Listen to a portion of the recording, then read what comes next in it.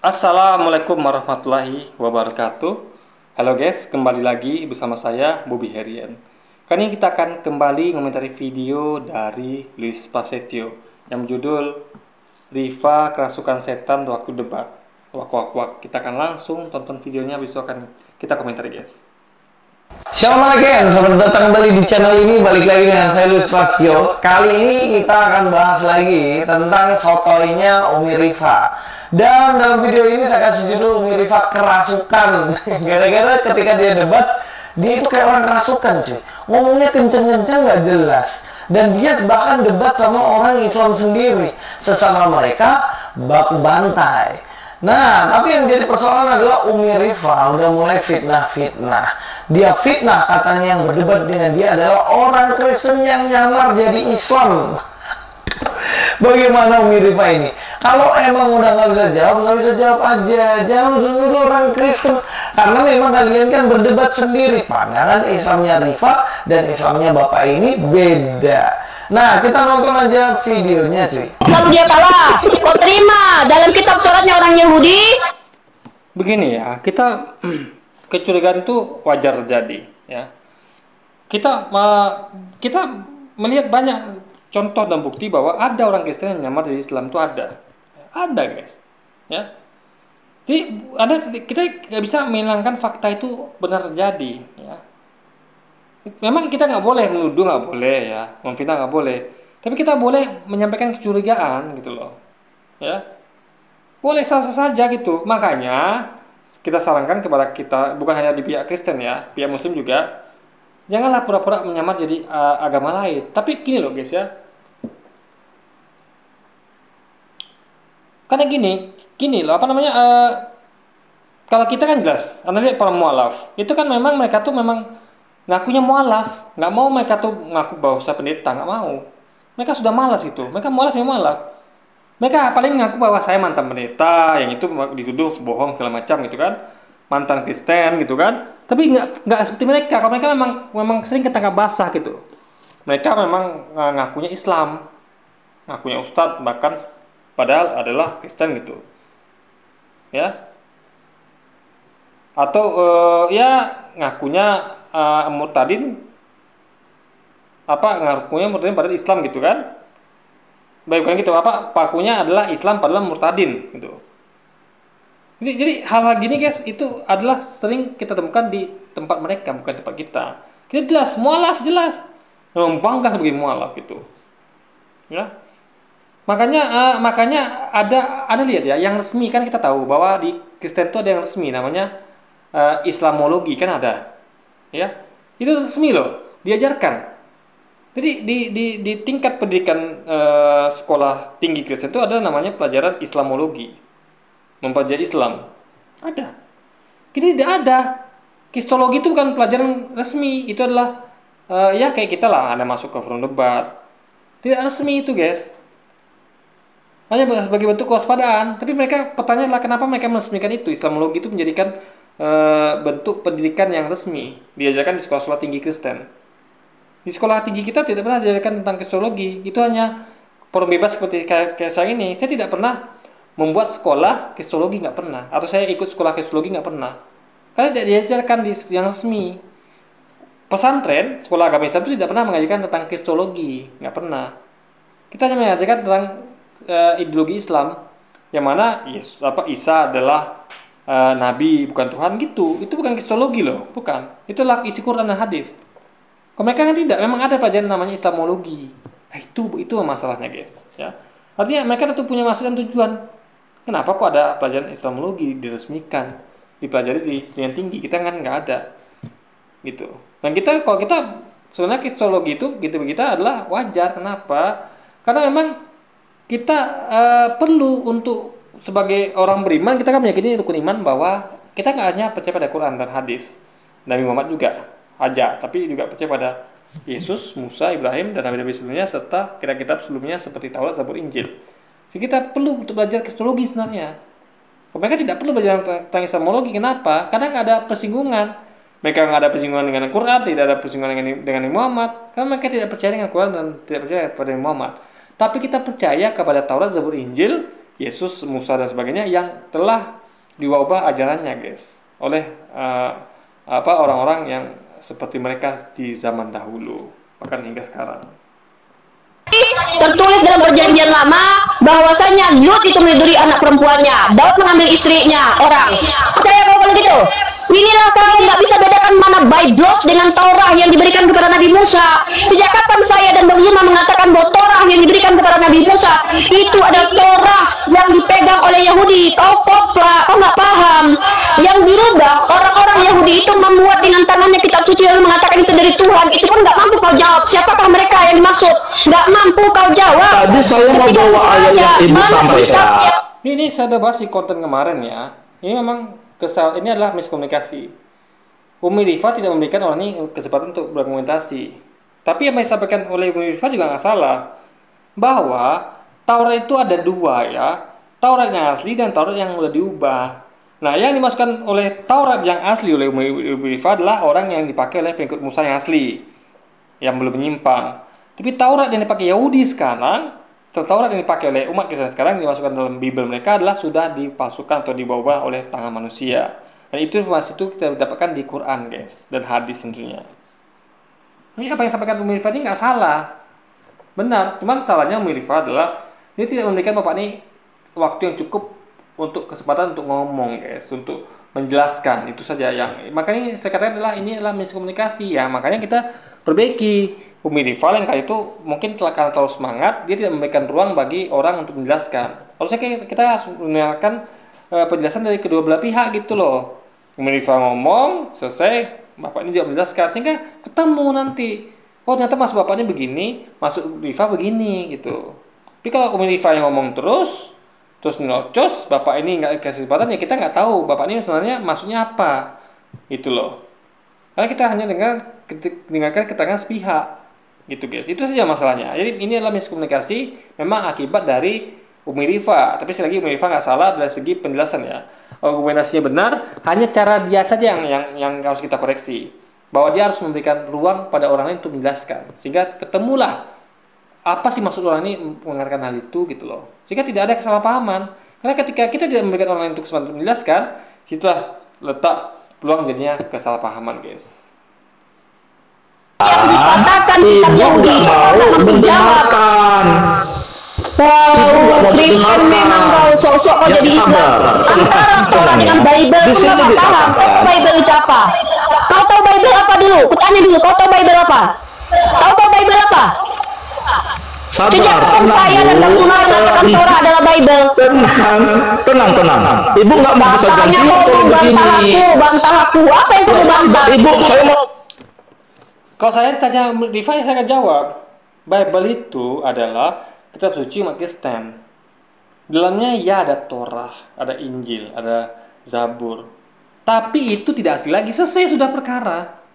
Itu adalah Torah, Zabur, Injil yang bukan dipakai oleh pengikut Yesus pada zaman awalnya. Tapi adalah Torah, Zabur, Injil yang sudah dimodifikasi oleh tangan manusia, guys. Itu jawaban sederhana, simple. Tapi bapaknya nggak menjawab gitu kan. Itu mungkin membuat Umi Rifa makin sewot itu loh. Ini memang iya ya, harus kasih. Ini keduanya sama-sama harus kita koreksi guys. Bapak itu harusnya menjelaskan dengan lugas dan singkat seperti yang saya katakan tadi. Sehingga Umi Rifa melihat bahwa oh bapaknya ternyata tahu bedanya antara Bible dengan Taurat. Jadi kasih Umi Rifa ini jawaban yang menohok gitu, yang membuat Umi Rifa bahwa iya bapak ini tahu loh beda antara Bible dengan Taurat, tapi bapak ini kan tidak menjawab dengan singkat, padat dan jelas. Kan bisa tuh di sela-sela walaupun Umi Rifa tidak memberikan kesempatan, kan bapak itu bisa ngomong dengan singkat, padat seperti saya katakan tadi, sehingga membuat minimal Umi Rifa itu mendengarkan dan dia mengetahui bahwa oh bapak ini tahu gitu, sehingga bisa mengikis atau mengurangi miskomunikasi yang terjadi itu guys. Saya mau bantah tapi ibu nyerocos terus. Tunjukkan kalau itu adalah Bible, itu adalah Torah. Sejak kapan saya dan Bang Umar dan para arkeolog mengatakan Torah adalah kitab yang dipegang Yahudi sekarang. Sabar diri Allah enggak. Nah berarti Mirfa kan mengira bahwa bapak ini mengatakan bahwa Torah itu adalah kitab yang dipegang umat Yahudi sekarang. Salah, itu betul Mirfa. Kalau itu benar bapak itu katakan begitu. Karena Torah yang pegang sekarang oleh umat Yahudi itu bukanlah Torah yang dulu. Karena Torah itu sudah dimodifikasi oleh tangan manusia, diubah-ubah, dipalsukan, dan itu informasi itu ada di Quran. Dan kita sebagai orang beriman, orang Islam harus mempercayainya.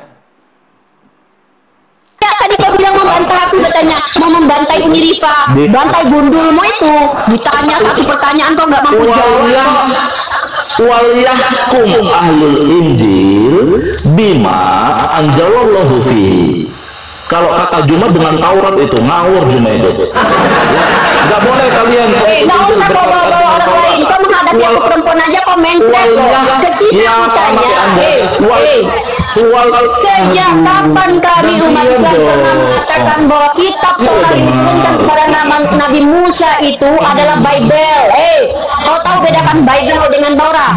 Jadi kalau seandainya Torah Yahudi sekarang tidak dirubah-ubah, maka kau percaya kalau Lut itu meniduri anak perempuannya. Kau tahu bagaimana? Jadi apa yang kata Unirifa itu benar semua, ya benar semua. Bahwa Taurat dipakai sekarang ini bukan Taurat yang dulu, ya itu isi keimanan dari seorang Muslim yang ada diinformasikan di Quran, guys. Mana kejinya dari Nabi dalam kitab Bible-nya orang Kristen, di mana Tuhannya pun lansia dalam Daniel pasal 7 ayat 9. Kau terima Tuhan kau lansia? Tuhan kau lansia duduk di atas kursi roda. Kau baca itu kitab Daniel pasal 7 ayat 9 itu. Wah, nggak tahu kau kan? Kau nggak tahu kitabnya mereka. Sok-sokan kau membantai kami. Koplak kau. Jangan kami membantai Al-Quran. Kami tidak pernah bertentangan isi Al-Quran dengan apa yang kami sampaikan kepada publik. Ibu, nggak bisa diskusi kayak gini, bukan diskusi, Bu. Nggak bisa diskusi. Katanya kau membantahiku, diskusi sama kau juga. Nggak ada dirubah-rubah. Gimana? Ini saya bangsa. Kau juga kan sama aku. Kau sebut kitab mana Yahudi yang masih ada sampai sekarang tidak berubah. Tenang. Sabar, tenang. Ahlul Injil bima anjalallahu. Bahkan kata Allah, Teman-teman ya fake ya, dia bukan Muslim. Dia adalah oten yang menyamar, teman-teman. Inilah misi C6, guys. C6 itu adalah dia mengaku sebagai Muslim karena oten boleh melakukan itu. Oten boleh menyamar seperti Paulus yang ajarkan. Kata Paulus. Jadi kalau ada orang Kristen yang bisa baca Quran, itu nggak aneh lagi. Karena mereka tuh belajar tentang Islamologi, guys. Ini mereka menggunakan itu untuk menyerang Islam gitu loh. Mereka tuh menggunakan segala cara gitu loh, ya kan? Nah itu ada buktinya, ada baca aja berita, ya. Bagaimana cara mereka tuh belajar tentang Islam mendalam, bukan untuk beriman, tapi untuk mencari-cari kesalahan Quran dan hadis gitu loh, guys, ya kan? Untuk orang Yahudi aku seperti Yahudi, untuk ahli Taurat aku seperti ahli Taurat. Ibu mencoba, saya turun saja. Maaf teman-teman, bukannya saya nggak mau diskusi, ibunya sudah menuduh dan nyerocos terus, saya nggak kebagian waktu ya.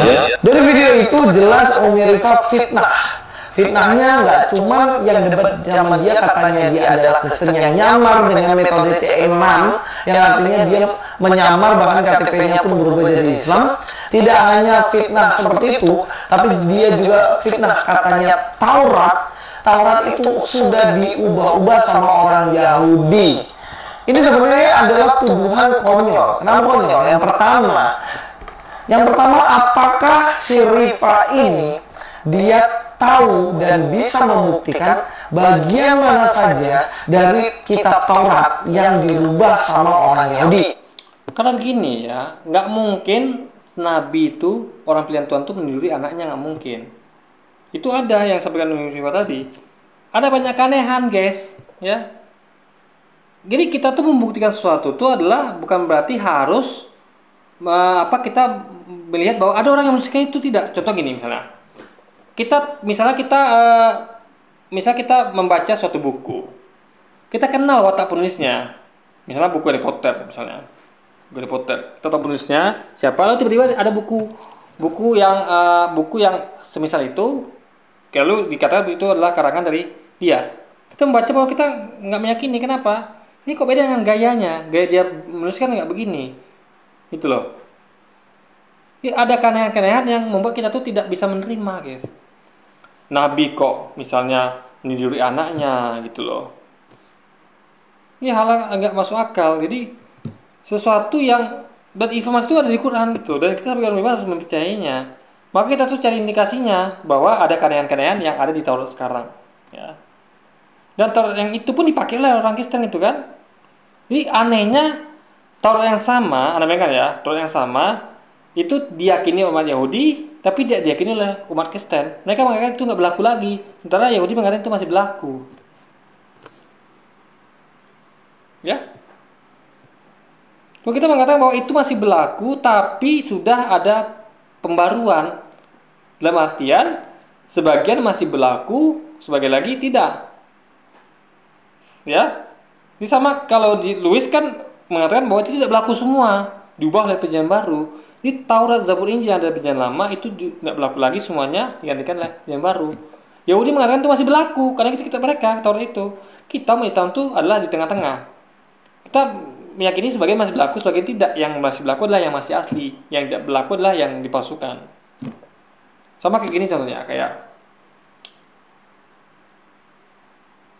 misalnya ada hasil riset dulu itu ada semacam riset atau semacam pengetahuan mengatakan bahwa bumi itu adalah datar, itu kan. Lalu tiba-tiba orang sama-sama masih meyakini bumi itu datar, padahal riset membuktikan bahwa bumi itu bulat dengan cara ya Christopher Columbus contohnya, dia berjalan mengitari bumi dari titik asal dia kembali ke titik asal lagi, itu bukti bahwa bumi bulat contohnya itu kan. Nah, orang yang mendasarkan pada pengetahuan baru ini mengatakan bahwa bumi bulat, berubah, yang lama nggak berlaku lagi, yang baru berlaku, karena ada penelitian itu. Dia berdasarkan pada penelitian itu. Lewis tidak. Dia ada penelitian baru yang mengatakan bahwa itu orang yang melakukan itu, tapi dia tiba-tiba meyakini bahwa bumi ini bulat, tanpa ada angin, tanpa hujan, hanya karena klaim orang tertentu yang tanpa ada riset. Kalau kita pakai riset Columbus misalnya, dia tidak. Gitu guys. Jadi ini adalah apa ya? Kita tuh ada umat tengah-tengah gitu. Ya. Jadi kita tuh gini loh, logikanya adalah nggak mungkin Tuhan itu menghapus semua hukum lama lalu mengganti hukum baru, nggak mungkin. Namanya pengenapan. Menggenapi adalah menambah sehingga lengkap. Logikanya kalau menggenapi kan itu sering dikatakan tuh bahwa aku datang bukan untuk meniadakan hukum Taurat dan kitab para nabi. Jadi Yesus datang bukan untuk meniadakan hukum Taurat dan kitab para nabi, melainkan menggenapinya. Melainkan sebaliknya. Jadi bukan meniadakan, tapi mereka katakan bahwa Yesus datang untuk meniadakan hukum Taurat dan kitab para nabi yang ada di perjanjian lama, guys. Pan itu tidak ditiadakan, tetap berlaku, tapi digenapi, ditambah sehingga lengkap. Sehingga ada hukum baru yang melengkapi itu. Sehingga hukum lama itu sedikit terdistorsi, tapi tidak dihilangkan, guys. Gitu loh. Misalnya dulu hukumnya misalnya adalah mandi itu misalnya dulu karena belum ada kayak sekarang, belum ada pancuran, belum ada pompa air. Dulu mungkin mandi itu ya asal ada ketemu sungai, mau bersih mau enggak, yang penting ada air, sudahlah mandi. Dihitung bersih itu. Sekarang nggak bisa. Kebersihan itu dilengkapi lagi, digenapi. Itu sudah bersih? Belum tentu. Dicek lagi ternyata ada mikroba, dalamnya ada kuman karena air sungainya kotor. Nah sekarang mandi yang bersih itu dikategorikan dengan cara dirubah dengan cara ya dengan penelitian tadi bahwa harus airnya dari sungai yang dari teliti dan segala macam gitu guys. Tapi yang itu masih berlaku juga gitu loh, masih diakui bersih daripada tidak mandi sama sekali misalnya gitu loh. Ya, jadi ada pengenapan yang membuat semuanya sempurna bahwa gak cukup lagi mandi begitu. Gak cukup lagi Anda hanya masak pakai apa gitu. Harus ada lagi misalnya metodologi yang airnya sumbernya harus betul-betul dipastikan gitu. Ada metodologi yang menyempurnakan gitu guys. Ya, tetap mengakui tapi ada penyempurnaan. Kalau dia kan mengatakan bahwa itu nggak berlaku, diganti yang baru. Air diganti dengan misalnya dengan uap. Itu sudah berubah semuanya. Jadi itu padahal bisa membersihkan juga air itu, meskipun tidak sebersih ketika metodologi sekarang gitu guys.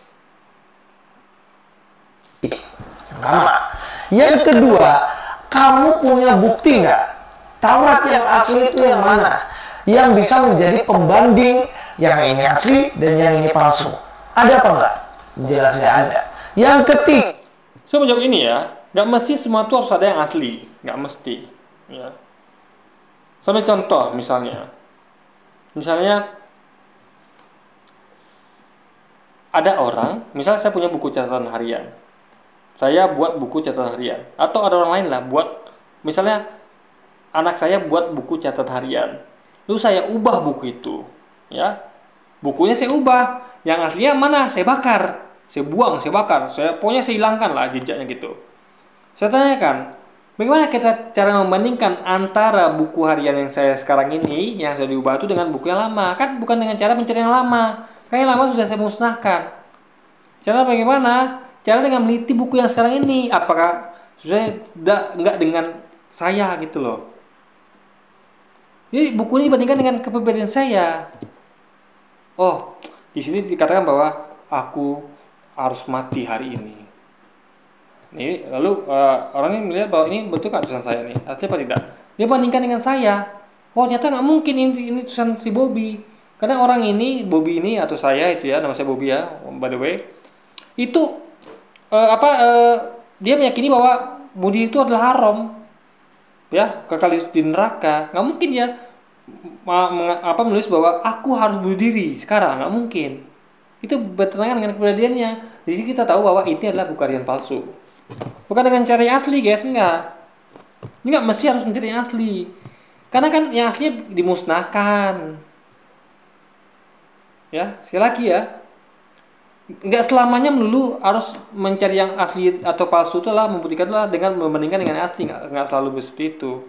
Enggak selalu, ya. Ngerti enggak maksudnya? Contoh misalnya kayak motor saya misalnya Poswan atau motor-motor langka lah yang udah tidak produksi lagi, tidak lagi spare partnya. Lalu ada yang buat KW nih. Nah, apakah kita, misal saya pergi ke bengkel lalu saya bilang ada nggak knalpot motor Poswan misalnya, atau yang barang-barang yang udah nggak ada lagi di pasarnya, ada hanya KW-nya. Ya. Lalu apakah misalnya barang aslinya adalah sudah, misalnya saya punya barang misalnya kayak bautnya atau apapun itu yang di motor saya misalnya copot, tanggal jatuh tas di mana gitu, saya nggak dapat lagi aslinya karena barang itu sudah jatuh entah kemana. Lalu apakah saya harus ke bengkel dan mengatakan bahwa itu KW, harus menunjukkan yang asli yang saya punya? Itu kan nggak begitu. Saya bisa tahu itu KW dari mana, ya, dari bukan membandingkan dengan aslinya. Misalnya saya tes ini nggak cocok, oh coba dipakai, oh ternyata bautnya nggak cocok, itu udah buktikan bahwa ini adalah KW palsu. Jadi nggak mesti harus melulu harus udah jelas bautnya nggak cocok, dudukannya nggak cocok, terus saya katakan ini asli. Kan dari situ kita tahu bahwa ini palsu. Nggak mungkin yang palsu tuh, yang asli tuh nggak pas dudukannya, kan nggak mungkin. Cukup di situ kita tahu bahwa itu palsu. Gak mesti kita harus cari yang aslinya, bentar saya bandingkan yang asli dulu. Nggak perlu, orang jelas juga tahu bahwa ini udah palsu. Paham ya lagi pikirnya? Contoh lagi misal gini, Anda melihat orang lain yang ngaku-ngaku sebagai Louis. Misal ada orang nih ya ngaku sebagai Louis, ya ngaku dia. Atau adalah misalnya kayak setan lah atau apapun itu ngaku sebagai manusia, udah namanya Louis misalnya. Nah, kita nggak perlu mencari Louis. Bentar, Louis itu yang bagaimana? Nggak mesti. Kita tahu bahwa ini mungkin manusia, karena penampakan manusia nggak seperti ini gitu loh, guys. Paham ya? Logika pikirnya ya. Jadi untuk menentukan satu itu asli apa tidak bukan dengan melulu dengan cara kita membandingkan dengan yang aslinya. Masalahnya adalah, makanya kalau gitu caranya orang dengan gampang menghilangkan barang bukti, kita langsung nggak kedeteksi, nggak gitu. Banyak orang menghilangkan barang bukti itu terbukti juga. Ya, misalnya kayak gini, kayak misalnya, contoh gini misalnya ya, misalnya kayak kamera CCTV misalnya, saya misalnya tadi pagi anggaplah gitu ya, tadi pagi saya itu adalah membunuh orang, lalu saya lenyapkan TKP itu dengan cara saya mungkin mutilasi, saya bakar sehingga nggak ada lagi bekasnya, cuci tangan segala macam, lokasi itu bersih, TKP itu bersih. Tapi bukti CCTV tidak saya hilangkan gitu. Ini tidak perlu membandingkan dengan apa, tapi dari situ bisa terlihat gitu guys, bahwa terekam di waktu yang lalu bahwa saya tuh melakukan itu. Gitu loh guys. Ini kita nggak perlu pakai mesin waktu untuk balik ke zaman itu. Ada rekamannya. Intinya adalah yang mau saya katakan adalah bahwa nggak mesti harus ada perbandingan, tuh nggak mesti harus ada. Contoh, misalnya ini telur, ya, telur yang asli.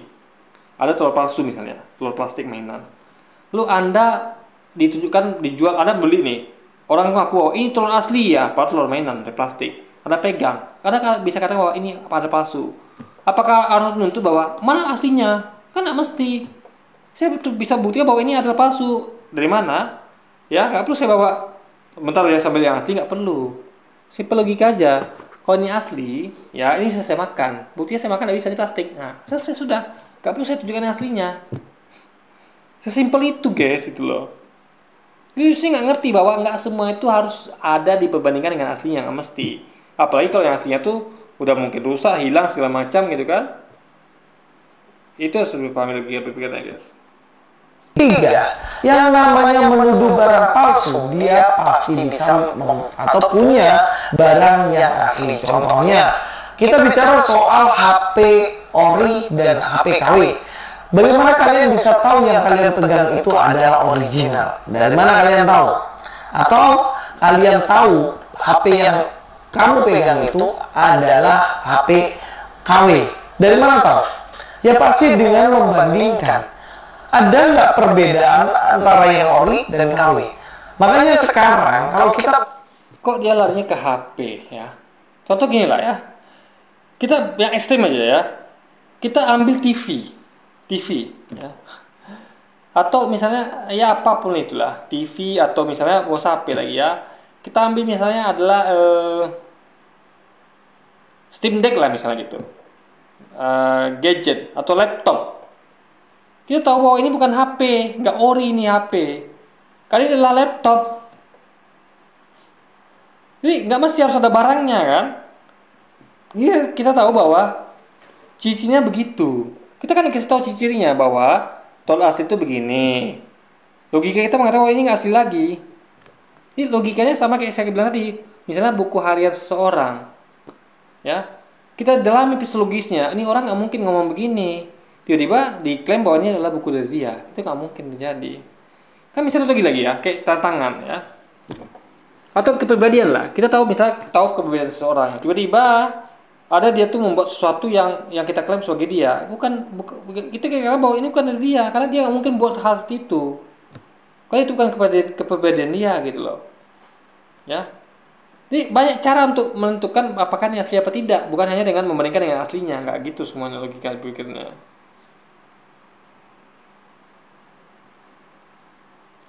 Contoh gini lagi misalnya ya. Contoh gini misalnya. Misalnya ada artis dari India. Original ya. Ori. Misalnya kita anggaplah artis itu namanya Sarukan. Ada artis India nama Sarukan. Kita nggak tahu nih. Kita nggak pernah. Anggaplah Anda bayangkan ada orang yang nggak tahu tentang Sarukan. Atau kita sebutlah suatu nama di Aceh lah. Di India misalnya ada artis namanya misalnya adalah yang kita semua nggak tahu ya. Misalnya nama karangan misalnya gitu kan. Anggaplah itu betul-betul ada. Misalnya namanya adalah Sridev misalnya. Nama itu adalah Sridev. Kita nggak tahu, nggak pernah lihat. Ya. Tapi tiba-tiba kita tahu bahwa ini namanya artis India, tentu orang India asli. Jadi dikatakan bahwa ini adalah artis India asli orang India gitu. Ya kan? Kita tahu keterangan cirinya. Meskipun kita nggak pernah lihat, nggak pernah kita tuh tahu bentuknya seperti apa, mukanya dia seperti apa, nggak tahu kita. Tiba-tiba ada datang orang bule yang ngaku bahwa aku adalah Sridev gitu. Kita harus tahu bahwa ini palsu. Tanpa kita harus tahu Sridev itu seperti apa, nggak perlu kita tahu. Karena Sridev itu adalah orang India asli keturunan bapak ibunya India, yang moyang India. Tiba-tiba datang orang bule. Apakah Anda harus bentar, kamu asli apa palsu? Saya lihat dulu Sridev seperti apa, kan nggak begitu guys. Langsung tahu kita, oh ini kamu aja bule Eropa. Ini Sridev ini adalah orang India asli. Meskipun kita nggak pernah lihat guys. Itu sederhana sekali gitu kan. Ini nggak mesti harus ada aslinya, nggak mesti. Kita bicara soal Taurat yang diberikan pada Musa, ya kita bisa membandingkan antara yang asli dan yang KW. Yang KW pasti isinya berbeda. Ini misalnya gini,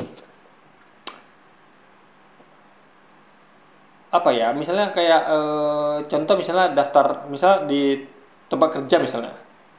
Tempat kerja saya tuh ada daftar piket misalnya. Atau contoh bon lah, bon gampangnya.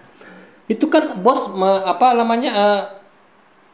Misalnya bos saya memberikan bon kepada karyawannya. Ada teman saya itu namanya Rio sama Septa itu ya. Bang Rio dan Mas Septa tuh dia tugasnya adalah mengambil barang pesanan bos ke toko lain. Lalu bawa pulang bonnya dan memberikan bon itu balik pada bosnya. Nah, ketika si Rio ini atau Septa ini mengubah-ubah dia mengganti itu bon itu dengan yang palsu, yang bon aslinya dibakar oleh dia, dihilangkan jejak oleh dia. Bosnya tuh tahu nggak itu bon atau sudah palsu? Tahu, karena bos itu yang memberikan bon itu kepada mereka berdua. Nggak mesti harus. Apakah mereka bisa berkata, bos, kamu nggak bisa bilang ini palsu, bos. Mana kamu yang punya bukti aslinya nggak? Ya nggak punya lah, bos. Yang aslinya sudah dibawa mereka dan mereka hilangkan. Di bos itu cukup berkomentasi bahwa saya tahu betul bon yang saya buat tadi bukan ini. Ini sudah kamu ubah. Tanpa perlu bos itu menunjukkan yang asli, karena yang aslinya sudah diubah oleh mereka berdua ini, guys. Begitu loh, bikin ini nggak selamanya harus ada perbandingan dengan yang asli, gitu loh. Beda dengan yang ori.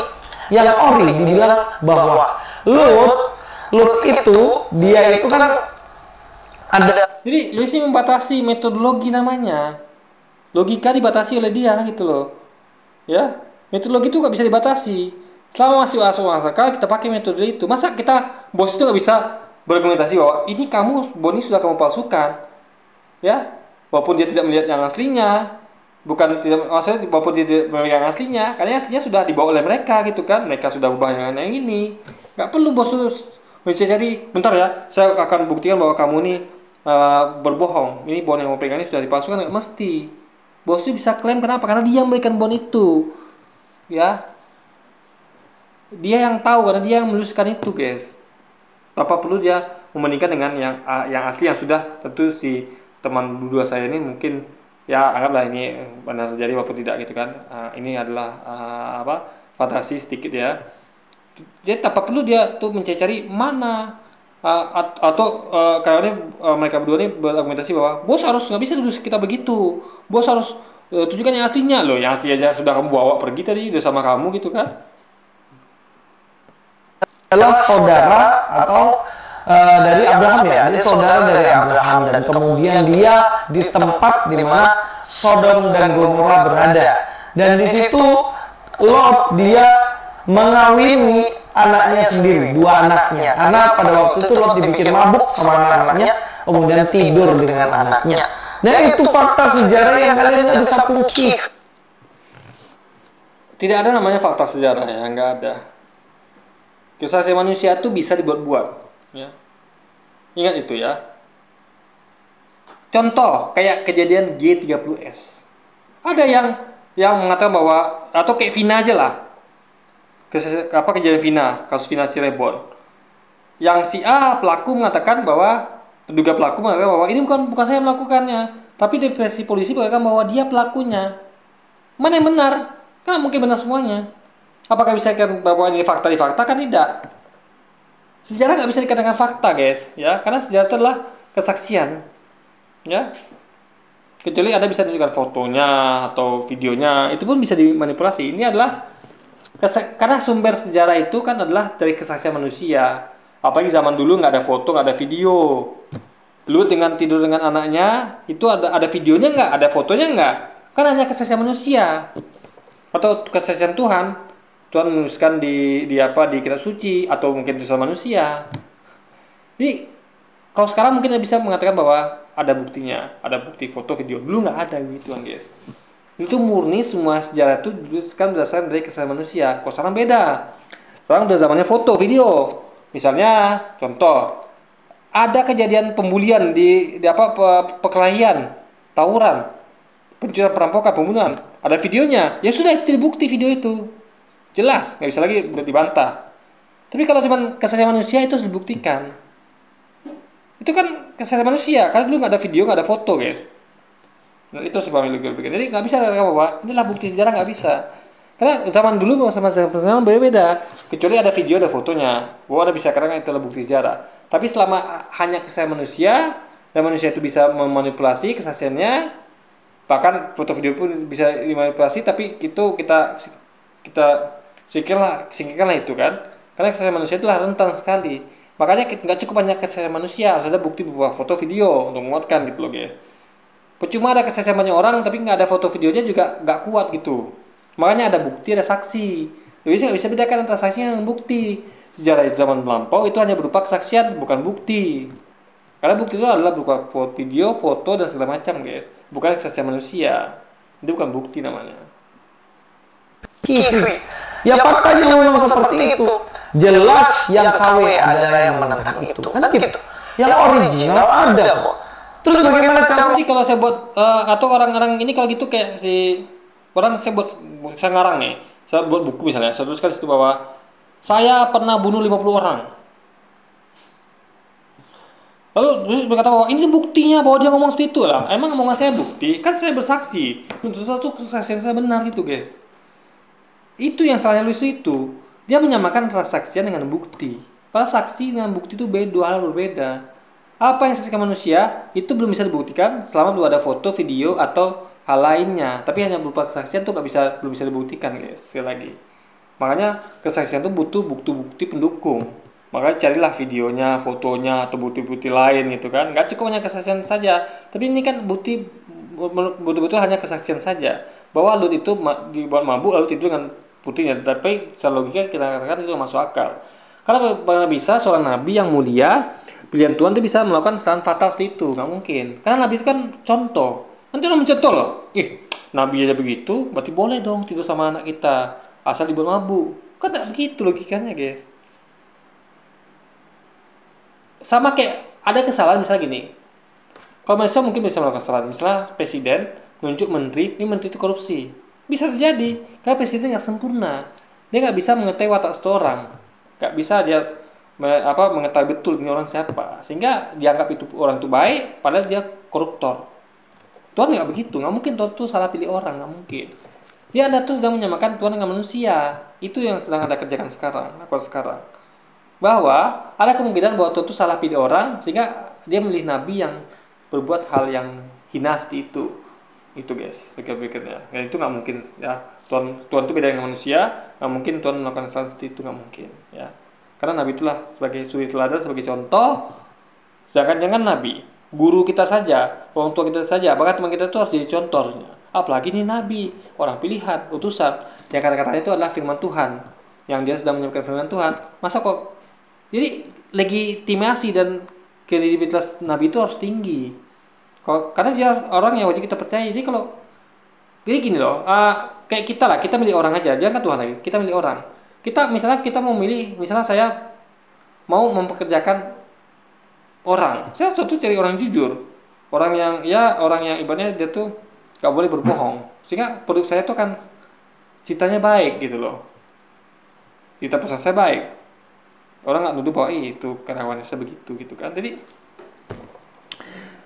ini adalah Tuhan untuk pengen yang terbaik. Apalagi ini nabi guys, contoh bagi kita semua. Nggak mungkin Tuhan tuh salah pilih nabi gitu kan. Itu logikanya nggak masuk guys. Membuktikan original itu benar ya, manuskripnya ada apa enggak? Kita bicara soal tradisi. Jadi semua berdasarkan manuskrip. Saya buat sekarang yang palsu misalnya. Saya buat cetak palsu. Saya buat sekarang misalnya buku Harry Potter. Terus saya kasih orang, saya klaim bahwa ini buku Harry Potter. Ya.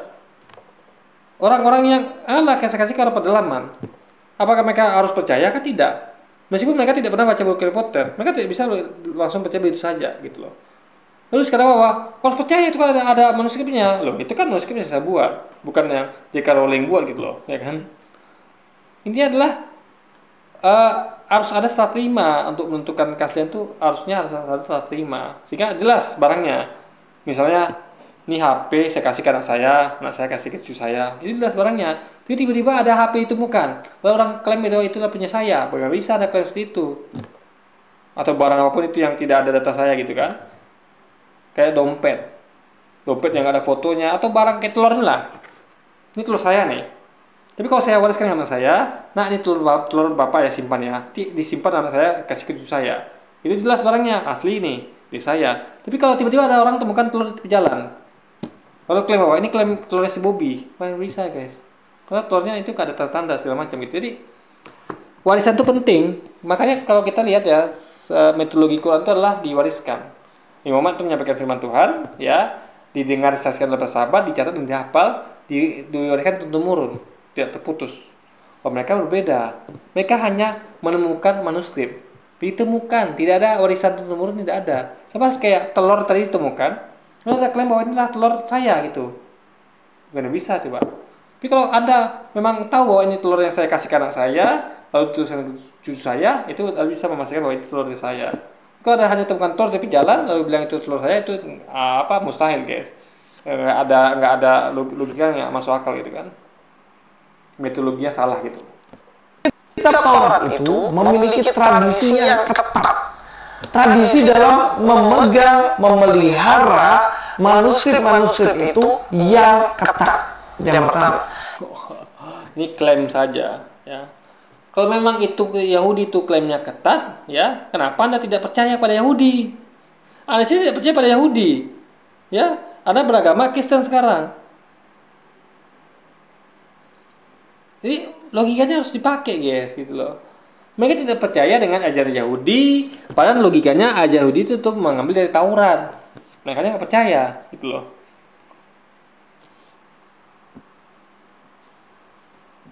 Yang kedua, kalian harus tahu bahwa proses penyalinan dari Taurat-Taurat ini juga ketat. Tidak mungkin disalin sembarangan-sembarangan. Buktinya di Septuaginta itu ada 70 orang yang ahli sekali bahasa Ibrani dan Yunani. Kemudian dengan ketatnya mereka itu bertugas untuk menyalin.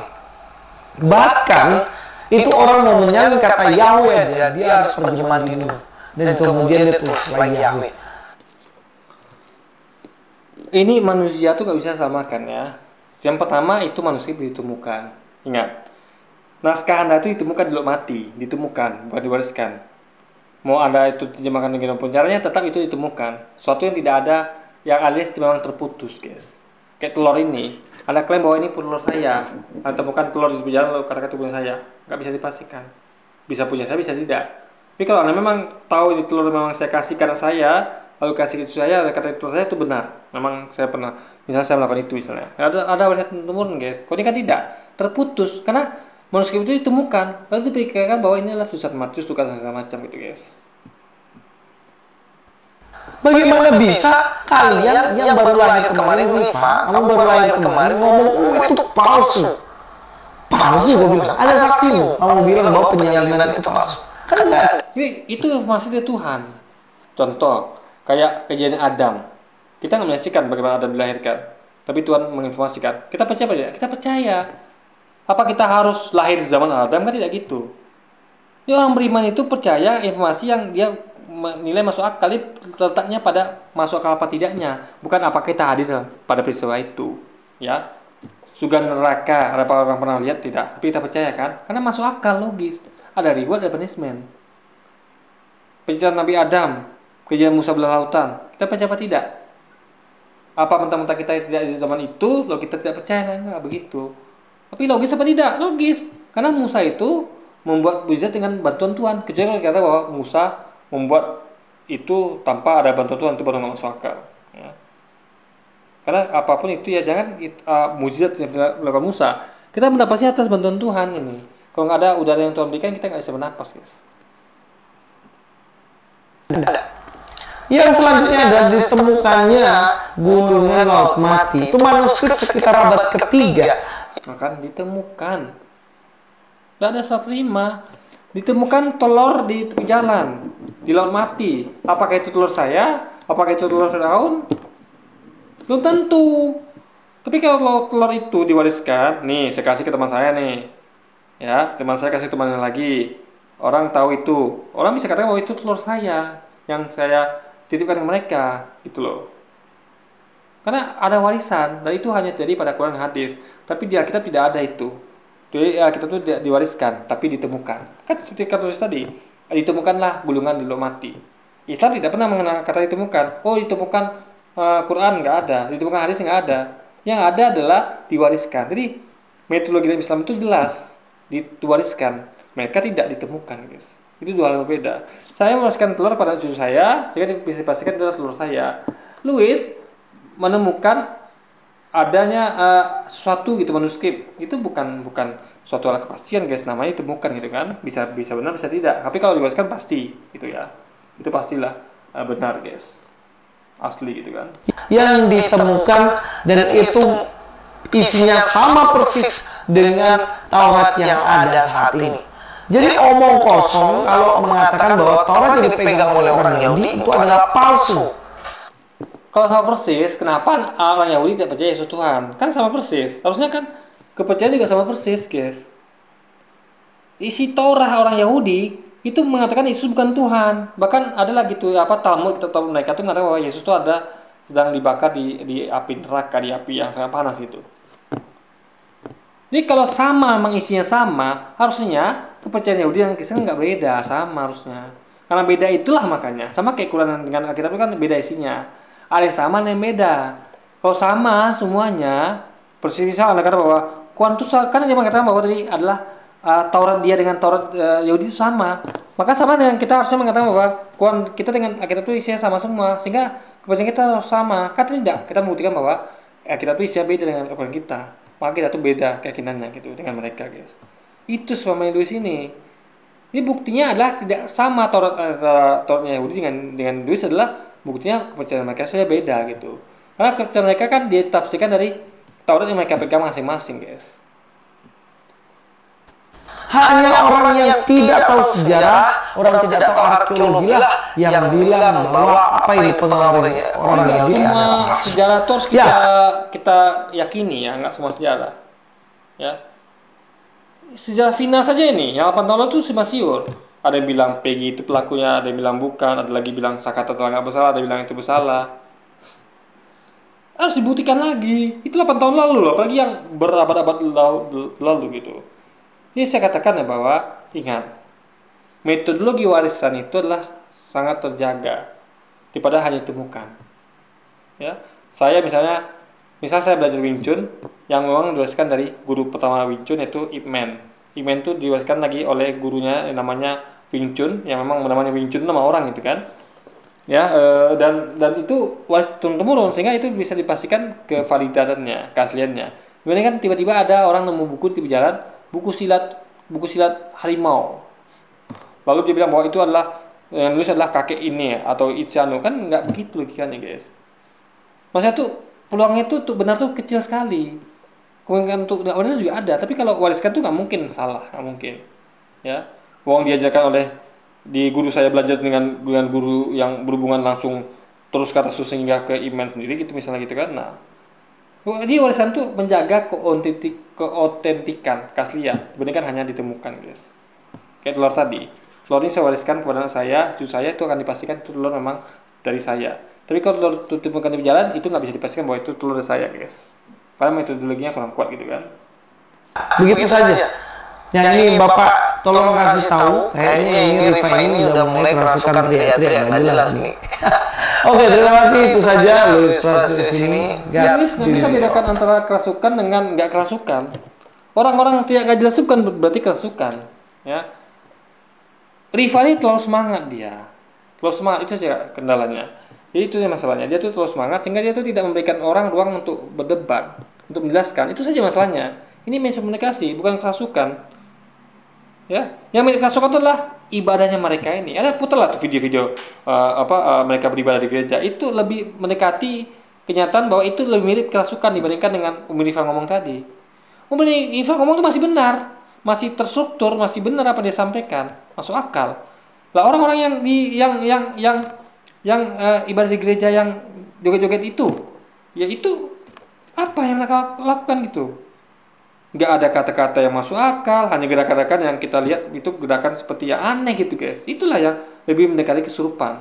Meskipun saya tidak katakan kesurupan, tapi kalau dia mau menuduh orang kesurupan itu lebih cocok, ya. Jadi ada coba bandingkan ya. Ada head to head kan Umi Rifa ngomong tadi, ada putar video Rifa ngomong tadi, nggak ada putar itu orang-orang umatnya Louis ini ibadah di gereja, yang apa yang joget-joget yang sampai putar musik tuh sampai kejang-kejang itu. Nah, itu baru Anda bandingkan mana yang lebih mirip kesurupan. Jadi itulah baru bisa kita pakai perbandingan. Dan lebih jelas lagi itu kan. Memang ada videonya memang di media sosial banyak, di medsos gitu, di media banyak. Nah, baru bisa bisa pakai bukti video karena ini zaman sekarang. Dulu nggak ada begituan. Dulu nggak ada. Oh, buktinya mana nih si Firaun ngomong seperti itu, intonasi dan apanya nggak ada. Kadang ada video dan foto, sekarang ada. Nih video tadi Bu Umi Rifa. Tinggal ada cari pasangannya. Perbandingan itu video orang-orang umat Kristiani teman kita tuh lagi berada di gereja dan mereka tuh melakukan aksi gerakan seperti kesurupan ketika ya dengan musik tiba-tiba mereka joget-joget nggak jelas gitu guys ya, joget-joget yang nggak beraturan lah ibarat itu. Nah, itu baru bisa kita bandingkan karena memang ada bukti video dan fotonya guys. Oke, jadi mungkin sekian dulu aja video kita kali ini dan sampai jumpa lagi di video selanjutnya. Wassalamualaikum warahmatullahi wabarakatuh guys.